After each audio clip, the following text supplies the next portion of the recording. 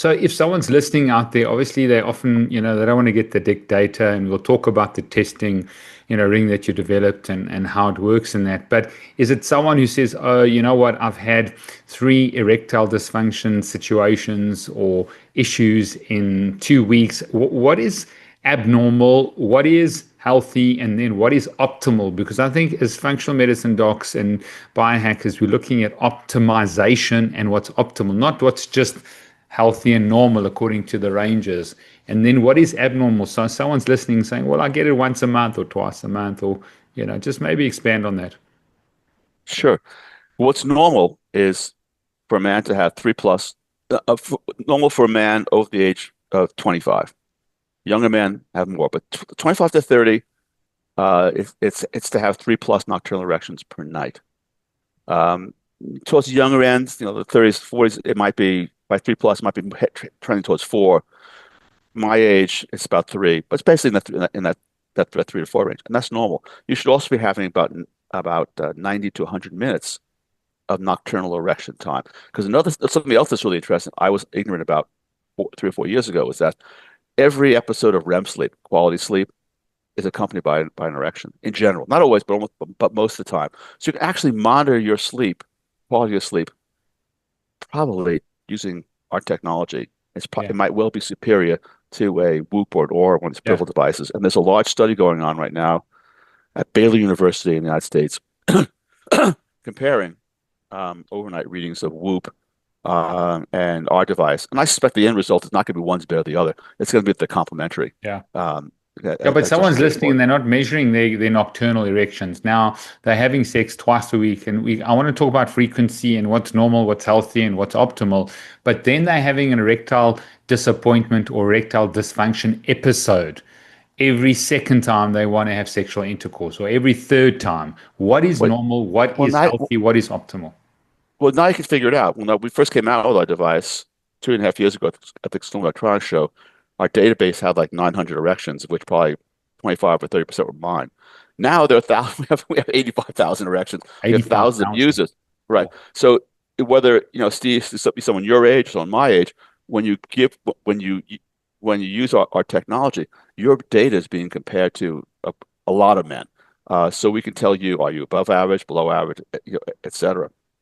So here's what the data shows, and it's interesting. And by the way, you talked about erectile disappointment. I don't like the word dysfunction. I'll explain that in a moment. I like to think about erectile fitness. We're a fitness-oriented culture, and we're all on the road from fitness to dysfunction. Yeah. We all would like to know, where are we on that road? In our car, we we don't, if our fuel gauge tells us if we have a 16th of a tank left that we're running low, we can still drive. Mm. Just the way someone who's having one nocturnal erection can still have sex. They can think that everything is okay, but it's not. Similarly, when the engine light comes on in your truck, you'd be an idiot if you don't pay attention to it. It's because the goal of preventive medicine, it really is to identify problems before they happen, to establish baselines of data. So bear in mind, a man should have 3+ nocturnal erections. His sex erections should be at least a 6.5 in firmness, and ideally, and in general, 8 to 10. That's optimal. With 10 obviously being the best, and having 5 nocturnals probably being the best. It's very hard for men to achieve that. Uh, so, what I don't like to use the word dysfunction for the following reason, because it doesn't describe what's going on with most men. Mm. So, and dysfunction is negative, it's shaming. So here's a situation with men. Here's what the data shows. 10 to 12% of men struggle to get an erection or can't attain an erection at all. That's dysfunction. That's what the United States would call a dead dick. That is a dead penis. That's a significant problem, and that needs urgent attention from a cardiologist and a urologist to figure out what are the factors that are causing that. And it's usually significant cardiovascular disease, diabetes, hypertension, atherosclerosis. Could be in combination with medications that we doctors often stupidly prescribe that have a negative impact on a man's sexual performance.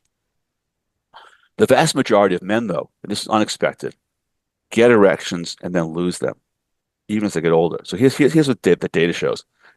The doctors are thinking that dysfunction is due to either pump failure, heart's not pumping enough blood, or the arteries are too narrow. So the Viagra Cialis, they open up the arteries a little bit. They put more blood in.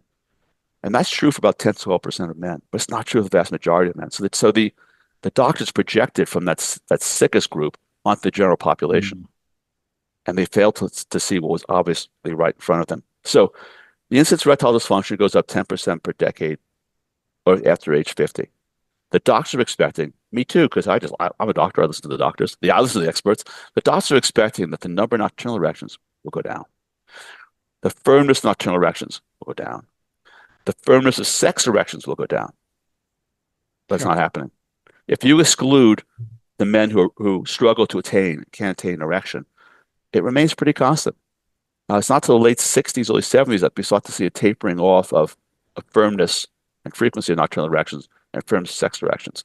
So why are these older men reporting more, or young men for that matter, why are these men reporting more dysfunction? But at night they get good hard erections. When they start to have sex, they have good hard erections. So the answer has to be on the other side of the circulation. They're getting blood in, the blood is not staying there. Every erection ends in what the doctors call venous leak. And every man suffers from this and doesn't even pay attention to it from a very early age. So, for example, Steve, I'm certain that if you're like most, I'm going to presume you're heterosexual. I don't really know, whatever. But Yes, for the yes, sake I of this am married argument, over 25 right. years. I think I got a healthy So, sexual relationship. you're 13, 14 years old. You hold a girl's hand, she kisses you on the cheek, you get a hard on Yeah. for an hour and a half.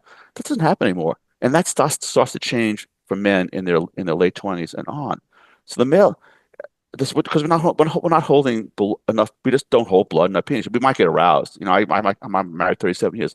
I might get a flicker of physical arousal, not mental arousal, but flicker of physical arousal. No, but not like at my age, but not like I did when I was 15 years old. So as even in their 20s and 30s, men are already suffering from blood leaving the penis faster than it did when they were younger. There are zero studies. No one has ever looked. There's like one mouse study about prolactin, but no one has ever looked at this seriously. So this is. I'd like to try. I'd like to try to figure this out. But in terms of solutions, why do men lose their erections? If a man is having one, you got to get your data. So if you first got to determine that you are indeed average. Average means 3+ nocturnal erections. Uh, Average mean 90 minutes of 90 to 100 minutes of nocturnal erection time. Average meaning that your erections when you're having sex, masturbating or penetration just is an eight probably, at least an eight. That's it. So why are these men who are having relatively good numbers, reporting more ED? Well, blood leaves the penis faster. They need a mechanical solution. Every erection, whether a man is losing his erection because of a combination of he just had a fight with his wife. He lost his last couple of times. He lost confidence. He's had one, two drinks too many. He decided to smoke an entire joint. What an idiot! What he actually or he has mild hypertension, as many men do my age. He has mild diabetes, as many men do my age. He's taking a couple of medications that have an impact. So there's this whole complex of things that can cause it. Um, but they all involve a loss of confidence and blood leaving the penis. And the answer is a ring.